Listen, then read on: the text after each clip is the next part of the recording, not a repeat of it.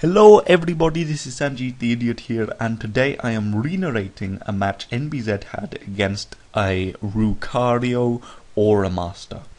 And before I set the battle playing, I want to talk a little bit about the context of this battle, because as a NBZ historian, I think there is a story to tell here. It's mainly a story of how pathetic I am, but or was, but probably still am. But you know, I think it's a nice little history lesson. So this battle against Rukario Aura Master was important to me. But we'll get on to why that in a minute. It's an important battle because it's the battle before NBZ quit YouTube. Now, of course, NBZ came back, but once upon a time he'd pretty much played all you could of Pokemon. He wasn't probably enjoying it as much as he once was, and he decided to quit. And this was a very sad time for me because I think I've said before, I came from a background and a school where you really had to hide anything that you could be mocked for. So Pokemon came under that category. Some schools are more inclusive and like, hey, whatever makes you happy, however you have fun, that's great, do what you want.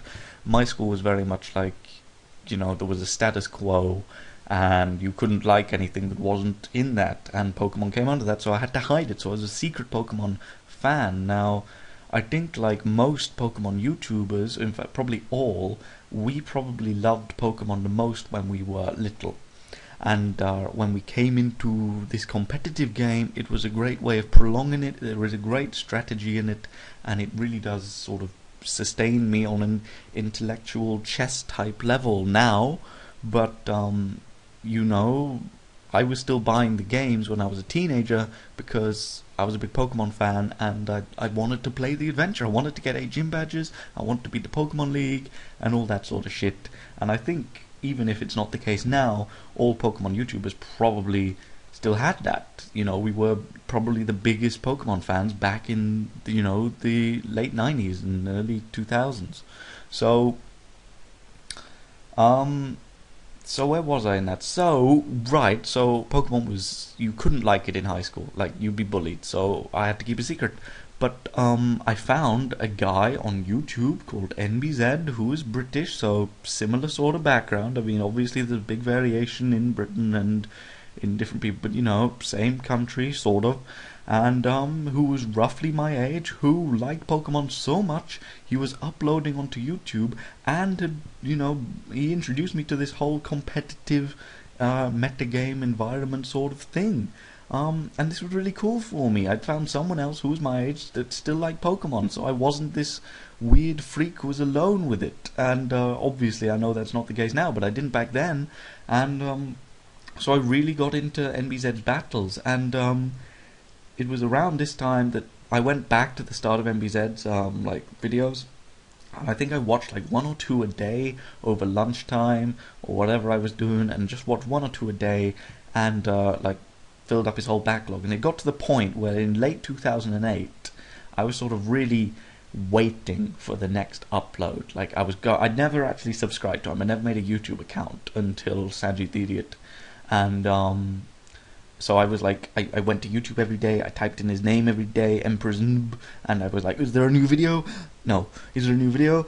No. Is there a new video? Oh my god, there's a new video! Watch it, I love it. And it got to the stage where I was really getting emotionally invested in the battles that were happening. Like, I was really willing NBZ to win. I was like, oh, great prediction there. Oh, so in the zone. Even though I probably still wasn't understanding everything competitively and all that jargon, I was like, oh, look at that. Oh, that's my team. That's my team there. Yeah, I support them.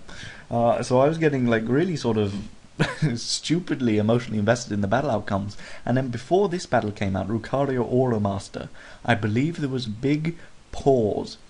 And it was a long enough pause in uploads that made me think, oh my god, maybe NBZ has left. Maybe, maybe he's not into Pokemon anymore. And this was sort of a big deal because like I didn't know anyone else who was into Pokemon. And if NBZ went, then I was just on my own again. Like, I hadn't talked to NBZ at this point. I didn't, I had no online sort of relationship, wrong word, but with him. And yeah, if he went, then I was back on my onesie. So I was bad. So when this match came out, I was like, yeah, NBZ's back. He was just busy. Now he's uploaded something. It's all good. And then the very next video was him quitting, which really made me sort of think, like, maybe I should quit Pokemon too. Maybe, maybe everyone should just move on from it. I don't think I was in the best place in high school, so that's probably why I was thinking that way and getting so hung up on all this Pokemon shit. But there you go. And obviously MBZ eventually came back, and we will never mention the Swagbucks affair again. I'm just kidding. But yeah, so that's what this match sort of meant to me. A big long wait, going like yeah, and then no straight after it when he quit, and yeah, so I think that's all I wanted to say on it. I just thought that was kind of an interesting history. So first of all, I've got to mute the video because I hadn't done that, and now let's get on to it. Oh my god, that was 6 minutes. Jesus Christ, I should really learn to edit my ramblings. Hopefully you found it interesting. Hopefully you did. So out goes Yanmega, and in comes Mrs. T. Now Bug Buzz, on a minute. Hypnosis. Yeah, I was wondering. I couldn't remember if Yanmega got it, but Diamond and Pearl rang a bell, and there you go. Hypnosis happened rather than the Bug Buzz, but Nubs was a sensible switch for both because he doesn't mind being asleep, and Bug Buzz, as you can see, is not going to do a lot to him. And I guess I would switch out the Yanmega here, and he does, and he goes into Gyarados, who I assume is going to Dragon Dance something, but MBZ gets a very quick wake up and gets a knockoff off.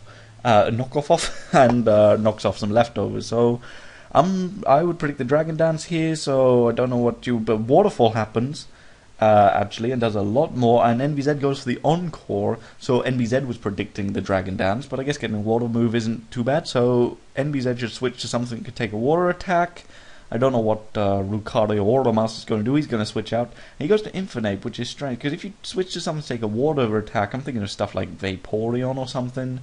And I wouldn't go into a fire type, but it actually works out because NBZ goes into Fortress and then switches to Heatran, which I find odd. Like, so I know you're going for the Flash Fire boost or something, but instead he gets clobbered by close combat.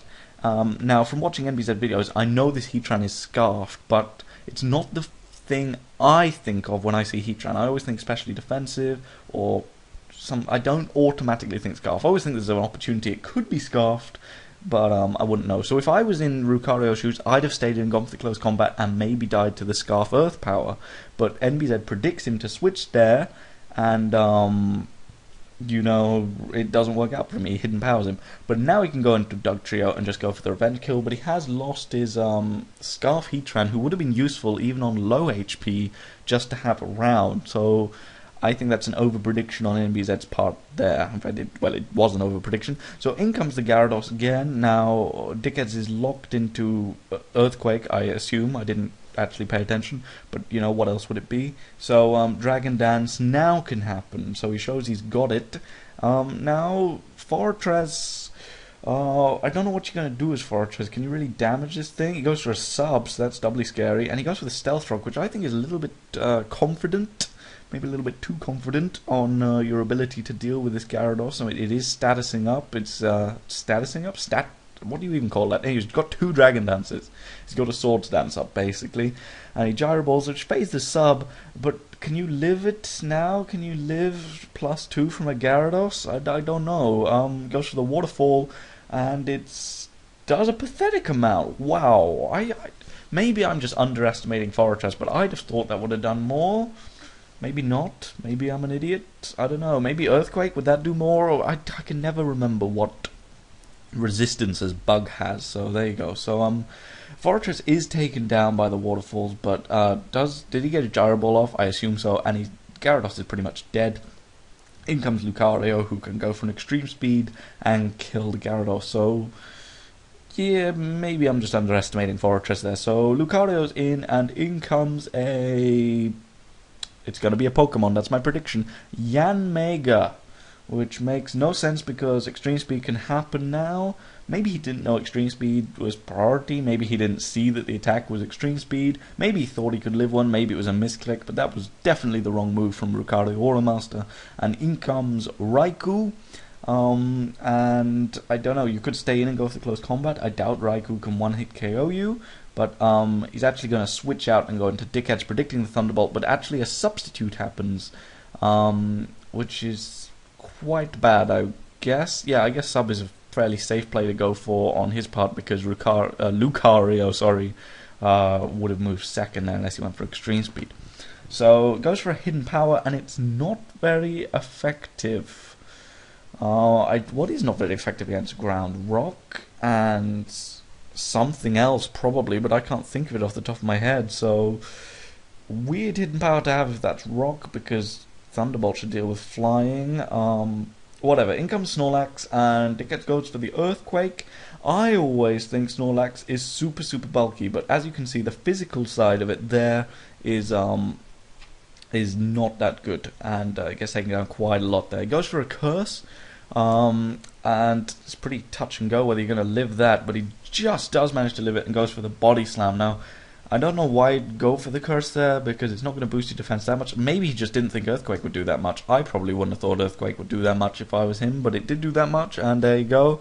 Maybe if you had a Resto Chesto, you could get off another curse possibly, and then make it difficult for the Dark Trio, but I don't know. So it's Venomoth versus Nubs, and the Bug Buzz is happening. It does next to nothing, and Knockoff knocks off the Choice Specs, and that's going to do even less. So it's pretty much done here. Sludge Bomb happens, maybe going for that Poison Hacks, which he does actually get, but NBZ can just rest up Nubs, and there's no way that Venomoth is going to get through that now. And he's gonna run away. He's gonna know that, and he's gonna run away. So there you go. That was the battle. That was the last battle before NBZ quit YouTube and then came back again. And obviously, it holds some poignancy for me because I was weirdly invested in NBZ's channel at this point. So there you go. Hope you enjoyed this. And the next video is going to start because we're in a playlist. This isn't actually the next video. This is the video before, and it's on loud. I guess it's unmuted itself, and we've got Darth Vader talking with the voice of Nubs. Alright, wave goodbye to Darth Vader, everybody. I'll know if you're not waving. You bastard, you didn't wave.